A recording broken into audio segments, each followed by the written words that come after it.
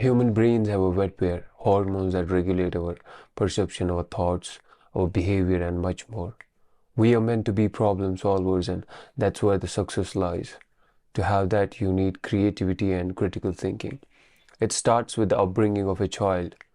Education system is a scam. It's meant to lower the IQ of a child, limits his scope of infinite variables.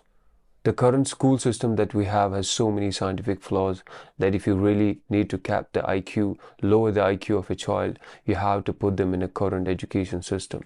And that's done on two or three critical levels. First of all, the kind of nervous system that we have for the growth of the brain, this current education system does not address that nervous system to begin with.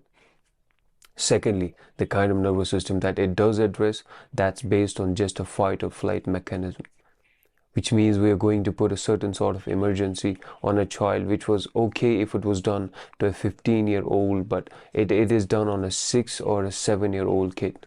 And before that, before the 12th year of age, you cannot put any sort of sympathetic nervous system triggers inside your system. But the system of education is based on quizzes and tests and threats and crises and emergencies of so many kinds that only stops the brain to actually grow. Well, schooling is the right option, but not the way it is done in our culture. Schooling does give an exposure environment, and there are benefits of putting a child in a group environment and making him learn. Even though focused learning is not going to be possible, specifically when you commercialize schools, then you expect focused learning. We have almost 1 to 20 teacher to student ratio, and that cannot lead to focused learning. And that's when you can see 60-70% of the child in the school are destroyed for life. They go they lose their confidence because they're never gonna top that group. They could have if they were treated through a different technique, and that's not possible in a modern day schooling system which strips away that focused learning. That's why in theory, if you really want to lower the child's confidence, lower his acumen capability, and then set him off into a normal spin. And that's why you can see in your life most of the people are most of the people don't want to take any chance or any risk.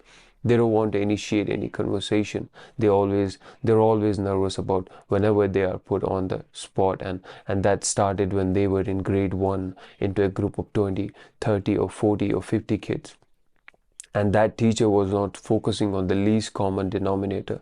The school actually focuses on the highest common denominator, and that denominator represents their grade system and the projection. And that's what the projection and then marketing is done through those children. But we forget the fact that 80% of the grain of the school is not representative of any sort of capability of the human beings we're born with. And that's a serious issue.